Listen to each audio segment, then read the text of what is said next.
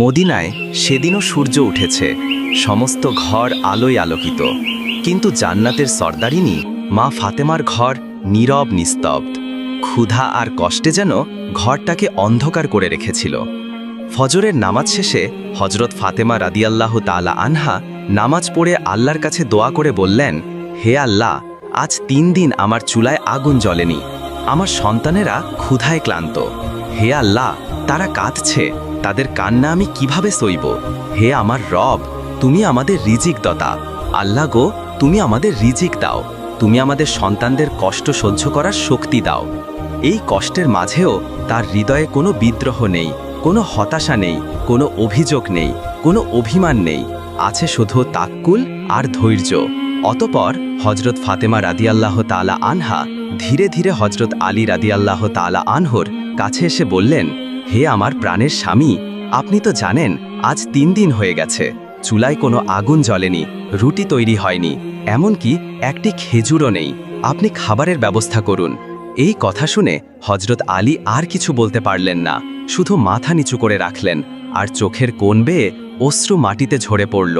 তারপর কাজের জন্য রওনা হলেন। রোদের তীব্রতা আরবের জমিনকে যেন ঝলসে দিচ্ছিল। কোনো ছায়া নেই, কোনো পানির চিহ্ন নেই, এমনকি গাছগুলো পর্যন্ত শুকিয়ে কাঠ হয়ে গেছে। ক্লান্ত ও ক্ষুধার্ত শরীরে সেই শুকনো গাছের নিচে বিশ্রাম নিচ্ছিলেন। এদিকে ঘরের ভিতর থেকে কচি শিশু হজরত ইমাম হাসান হোসাইনের কান্নার আওয়াজ শুনে হজরত ফাতেমা রাদিয়াল্লাহু তাআলা আনহা তাদের কাছে এগিয়ে গেলেন।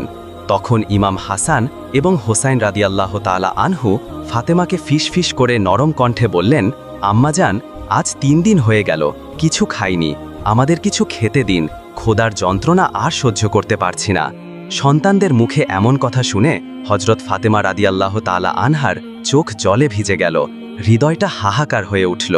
তবুও তিনি এক মমতাময়ী হাসি মুখে ধৈর্য ধরে তাদের সান্ত্বনা দিয়ে বলল, বাবা, একটু ধৈর্য ধরো, তোমাদের আব্বাজান খাবারের জন্য বের হয়েছেন, ইনশাআল্লাহ তিনি কিছু না কিছু নিয়ে ফিরবেন, আমরা কখনোই একা নই, আল্লাহ আমাদের সঙ্গে আছেন। অন্যদিকে হজরত আলী রাদিয়াল্লাহু তাআলা আনহু সেই মরা গাছের নিচে বসে চিন্তা করছে। বারে বারে ভেসে উঠছে হাসান হোসাইনের ক্ষুধার্ত মুখ আর মা ফাতেমার ভেজা চোখ। তিনি মনে মনে বলতে লাগলেন, ঘরে যদি কয়েকটা খেজুর থাকত, তাদের ক্ষুধা তো মিটত, তাদের কান্না তো থামত, কিন্তু এই গাছগুলো মরে গেছে, এখন তাও তো হবে না। পরিবারের কথা ভাবতেই চোখের জলে ভিজে গেল। অতপর আবারও রওনা হলেন একটুখানি খাবারের আশার খোঁজে। কিছুক্ষণ পর এক ইহুদির বাড়ি এসে নম্রভাবে বললেন, প্রিয় ভাই, আপনি কিছু টাকা ধার দিতে পারবেন? আমি কাজ করে পরিশোধ করে দেব। আমার পরিবার ক্ষুধার্ত, 3 দিন চুলায় আগুন জ্বলেনি। তখন ইহুদি বললেন, হে আলী, আমার কাছে তো টাকা নেই, বরং তুমি অন্য কারো কাছে যাও। তখন হজরত আলী ব্যথা ভরা মন নিয়ে আবারও বাড়ির দিকে আসতে লাগলেন। সূর্য তখন মধ্য আকাশে, সূর্যের প্রগাঢ় রৌদ্র সবকিছুই যেন পুড়িয়ে ছাই করে দিচ্ছে। এদিকে হজরত ফাতেমা রাদিয়াল্লাহু তাআলা আনহা 3 দিনের অনাহারে থাকায় শরীরের এতটা দুর্বল হয়ে পড়েছেন যে উঠে দাঁড়াতেই পারছেন না। তবুও চোখ দুটি দরজার দিকে, হজরত আলীর বাড়ি ফেরার অপেক্ষায় করুণ নয়নে চেয়ে আছেন। কিছুক্ষণের মধ্যেই হজরত আলী বাড়ির মধ্যে প্রবেশ করার সাথে সাথেই ছোট্ট হাসান হোসাইন রাদিয়াল্লাহু তাআলা আনহু দ্রুত সেখানে এসে জড়িয়ে ধরলেন এবং আনন্দ ভরা কণ্ঠে বললেন, আব্বাজান, আমাদের জন্য কি নিয়ে এসেছেন? আমরা সকাল থেকে অপেক্ষায় আছি, আজকে আমরা পেট ভরে খাব। এই কথা শুনে হজরত আলী কিছু বলতে পারলেন না, শুধু বললেন, বাবা, আরেকটু ধৈর্য ধরো, কারণ চোখের জল তার কণ্ঠ আটকে দিচ্ছিল। হজরত আলী রাদিয়াল্লাহু তাআলা আনহু চোখ ভরা জল নিয়ে হজরত ফাতেমা রাদিয়াল্লাহু তাআলা আনহার কাছে গিয়ে বললেন, হে ফাতেমা, আমি অনেক কষ্ট করেছি, কিন্তু কোথাও কোনো খাবারের ব্যবস্থা করতে পারিনি। তখন ফাতেমা রাদিয়াল্লাহু তাআলা আনহা বললেন, হে আমার প্রাণের স্বামী, আপনি চিন্তা করবেন না, রুজির মালিক আল্লাহ, নিশ্চয়ই তিনি আমাদেরকে দেখছেন। আপনি আব্বাজান মুহাম্মদ সাল্লাল্লাহু আলাইহি ওয়াসাল্লামের কাছে যান, হয়তো তিনি কিছু ব্যবস্থা করতে পারেন। হজরত আলী আর দেরি করলেন না, সাথে সাথেই মুহাম্মদ সাল্লাল্লাহু আলাইহি ওয়াসাল্লামের কাছে যাওয়ার জন্য রওনা হলেন। তখন ফাতেমা রাদিয়াল্লাহু তাআলা আনহা আবারও চোখের জল ছেড়ে দিয়ে কান্না ভেজা কণ্ঠে আল্লাহর দরবারে দোয়া করে বললেন, হে আল্লাহ, তুমি চাইলেই সবকিছু সম্ভব, আমাদের এই ক্ষুধা নিবারণের জন্য তুমিই যথেষ্ট। তোমার কাছে কোনো কিছুর অভাব নেই, আমার সন্তানদের ক্ষুধা নিবারণ করে দাও। তার কান্না এতটাই গভীর, এতটাই যন্ত্রণাদায়ক ছিল যে আকাশ পর্যন্ত কেঁপে উঠল। এই কান্না দেখে আসমানের ফেরেশতারাও কাঁদতে লাগল। ফেরেশতারা সেই কান্না শুনে আল্লাহর দরবারে ঝুঁকে পড়ল। তারা এক কণ্ঠে বলতে লাগল, হে আমার রব, আজ তোমার প্রিয় নবীর পরিবার ক্ষুধার্ত, তাদের সন্তানরা কাঁদছে, এই কান্না আমরা সইতে পারছি না। তখন আল্লাহ রাব্বুল আলামিন হযরত জিবরাইল আলাইহিস সালামকে নির্দেশ দিলেন, এ জিবরাইল, যাও, তুমি আমার হাবিব, আমার প্রিয় রাসূল সাল্লাল্লাহু আলাইহি ওয়াসাল্লামকে সুসংবাদ দাও। তাদের এই কষ্ট শুধুমাত্র কিছুক্ষণের জন্য। আর আমার প্রিয় হাবিবকে বলে দিও, তার চোখ যেদিকে যায় সেদিকে তাকালেই সেখান থেকেই খাবারের ব্যবস্থা হয়ে যাবে। এই কথা শোনা মাত্রই সাথে সাথে জিবরাইল আলাইহিস সালাম হযরত মুহাম্মদ সাল্লাল্লাহু আলাইহি ওয়াসাল্লামের কাছে আসতে লাগলেন। তখন মুহাম্মদ সাল্লাল্লাহু আলাইহি ওয়াসাল্লাম সাহাবাদের নিয়ে বসেছিলেন, কিন্তু মা ফাতেমার এই কষ্ট যেন তিনি বুঝতে পেরেছিলেন। তার চোখে চিন্তা, গভীর এক ব্যাকুলতা। কেউ কিছু জিজ্ঞাসা করার আগেই তিনি সেখান থেকে মা ফাতেমার বাড়িতে যাবার উদ্দেশ্যে বেরিয়ে পড়লেন। ঠিক সেই সময় হযরত জিবরাইল আলাইহিস সালাম এসে হাজির হল। সালাম দিয়ে বললেন, ইয়া রাসূলুল্লাহ, আপনি খুবই চিন্তিত, কিন্তু চিন্তার কোনো কারণ নেই। আপনি যেদিকে তাকাবেন সেদিকেই রহমত বর্ষণ হবে। তারপর সমস্ত কথা বললেন এবং জিবরাইল আলাইহিস সালাম সেখান থেকে বিদায় নিলেন। এদিকে হযরত ফাতেমা রাদিয়াল্লাহু তাআলা আনহা ঘরের মধ্যে গিয়ে দেখলেন কচি শিশু হাসান হোসেন ক্ষুধার্ত অবস্থায় কাঁদতে কাঁদতে ঘুমিয়ে পড়েছে। এটা দেখে তিনি তাদের মাথায় হাত বুলিয়ে দিলেন, কাঁদলেন এবং শুধু বললেন, হে আমার প্রিয় রব, আমার সন্তানেরা ক্ষুধায় ক্লান্ত, কিন্তু আমি তোমার উপরেই ভরসা করি। অতপর হযরত মুহাম্মদ সাল্লাল্লাহু আলাইহি ওয়াসাল্লাম আবারও মা ফাতেমার বাড়ির দিকে রওনা হলেন। এমন সময় হযরত আলী রাদিয়াল্লাহু তাআলা আনহু এসে উপস্থিত হল এবং সালাম দিয়ে বলল, ইয়া রাসূলুল্লাহ, আমি আজ খুবই চিন্তিত। ফাতেমা এবং শিশু হাসান হোসেন খুবই ক্ষুধার্ত, 3 দিন অনাহারে আছে। চারিদিকে এতটাই অভাব, কোথাও কোনো খাবার পানীয় নেই। আমি খাদ্যের কোনো ব্যবস্থা করতে পারিনি। ইয়া রাসূলুল্লাহ, আপনি কোনো ব্যবস্থা করে দিন। তখন মুহাম্মদ সাল্লাল্লাহু আলাইহি ওয়াসাল্লাম বললেন, হে আলী, এখান থেকে কিছুটা দূরে একটি খেজুর গাছ আছে, তুমি সেখানে চলে যাও, তাহলে তোমার খাবারের ব্যবস্থা হয়ে যাবে। হযরত আলী এই কথা শোনা মাত্রই সাথে সাথে সেদিকে যেতে লাগল। সেখানে গিয়ে দেখল একটি মরা খেজুর গাছ আছে। এটা দেখে হযরত আলীর মন একেবারে খারাপ হয়ে গেল। তাই তিনি আবারও হযরত মুহাম্মদ সাল্লাল্লাহু আলাইহি ওয়াসাল্লামের কাছে এসে বললেন, ইয়া রাসূলুল্লাহ, ওটা তো মরা গাছ, সে কিভাবে ফল দেবে? তখন মুহাম্মদ সাল্লাল্লাহু আলাইহি ওয়াসাল্লাম বললেন, হে আলী, তুমি গিয়ে বলবে যে আখেরি নবী আমাকে পাঠিয়েছে। অতপর হযরত আলী রাদিয়াল্লাহু তাআলা আনহু আবারও সেই মরা খেজুর গাছের কাছে এসে হাজির হল এবং কান্না ভেজা কণ্ঠে বলল, হে খেজুর গাছ, আমাকে দোজাহানের বাদশাহ আখেরি নবী হযরত মুহাম্মদ সাল্লাল্লাহু আলাইহি ওয়াসাল্লাম পাঠিয়েছে। ফাতেমা এবং হাসান হোসেন 3 দিন অনাহারে আছে, তুমি এই কষ্ট কিভাবে সইবে? অতএব আল্লাহর হুকুমে আর আখেরি নবীর আদেশে আমাকে খালি হাতে ফিরিয়ে দিও না। এই কথা শেষ হতে না হতেই সেই মরা খেজুর গাছ, যার কাণ্ডে প্রাণের কোনো চিহ্নই ছিল না, সেই গাছ থেকে ঝরতে লাগলো তাজা, নরম, সুবাসিত জান্নাতি খেজুর। এতটাই খেজুর ঝরল, হযরত আলী এটা দেখে অবাক হয়ে গেল যে একটা মরা খেজুর গাছ থেকে কিভাবে এত তাজা খেজুর পড়ছে।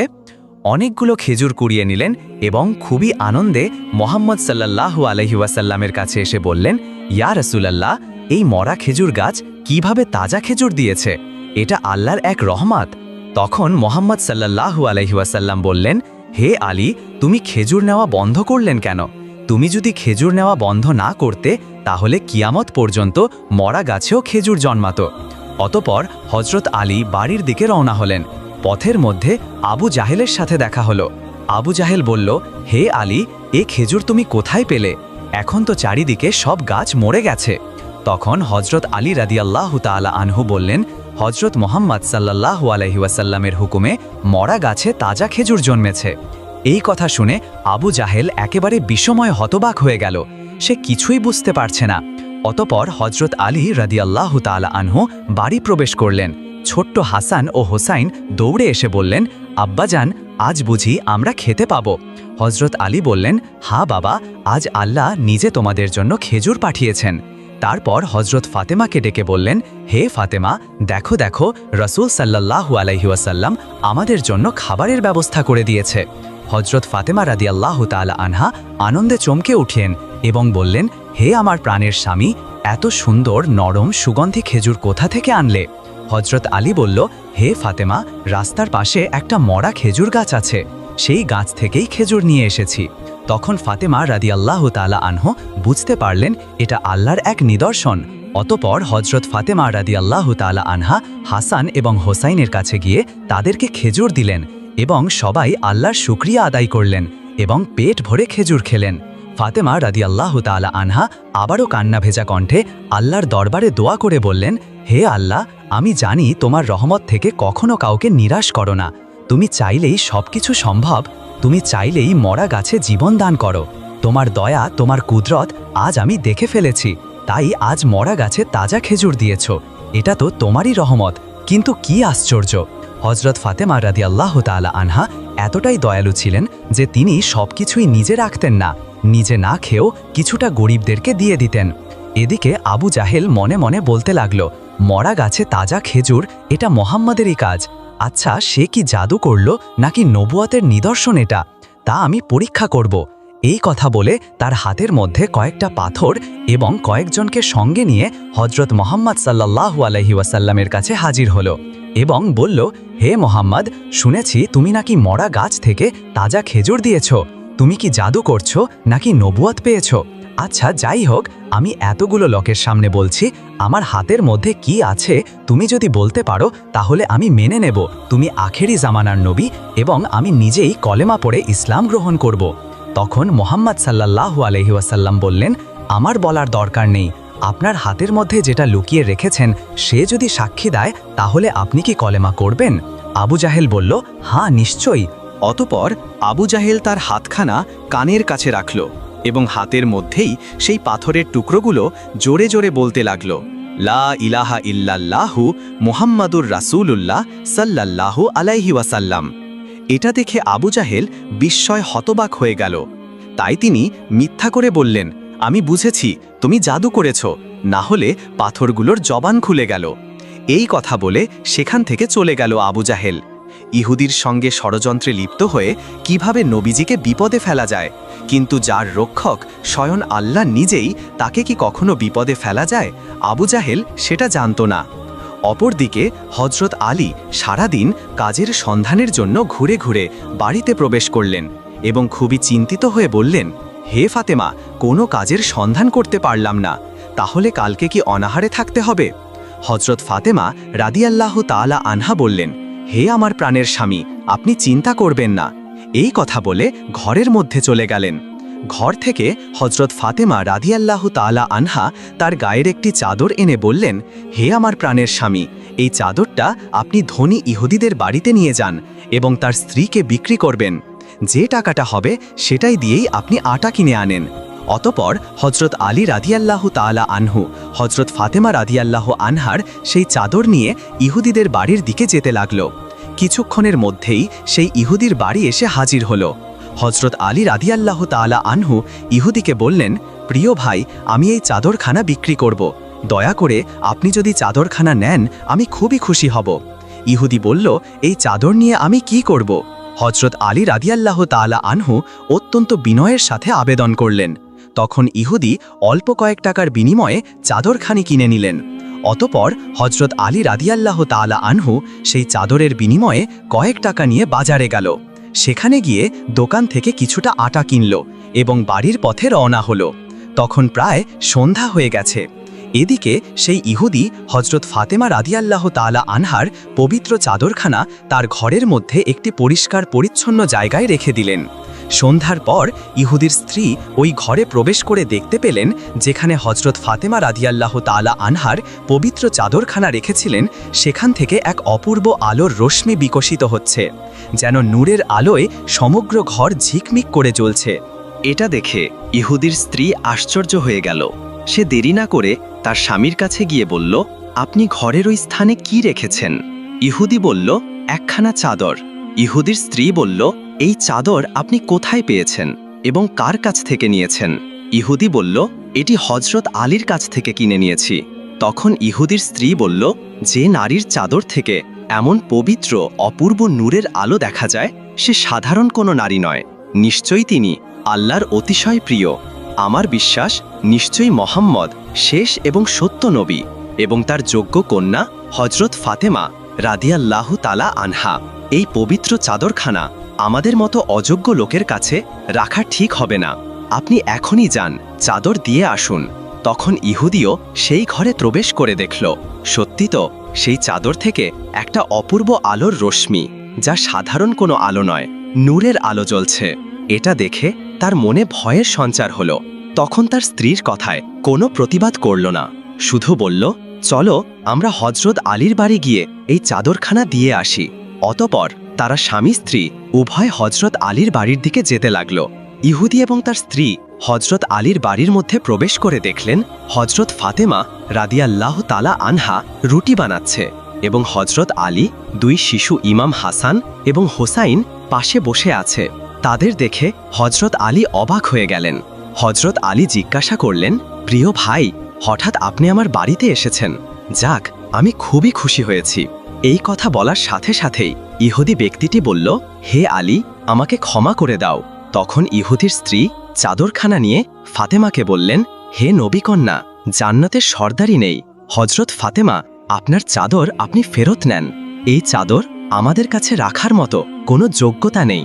এটা শুনে হজরত আলী বললেন, হে প্রিয় ভাই, আমি তো এই চাদরের টাকা নিয়ে আটা কিনিয়ে ফেলেছি, এখন আমি কিভাবে মূল্য পরিশোধ করব? তখন ইহুদি ব্যক্তিটি বলল, হে আলী, তুমি চিন্তা করো না, আমরা তোমার কাছে টাকা ফেরত চাই না। আপনি চাদর ফেরত রাখেন। আমরা সন্তুষ্ট মনে এই চাদরখানা উপহার হিসেবে ফেরত দিলাম। আপনারা আমাদেরকে ক্ষমা করে দিন। আমরা আপনাদেরকে চিনতে পারিনি এবং আমরা ইসলাম কবুল করতে চাই। অতপর পরের দিন হজরত আলী সেই ইহুদি এবং তার স্ত্রীকে নিয়ে নবীজির কাছে হাজির হল।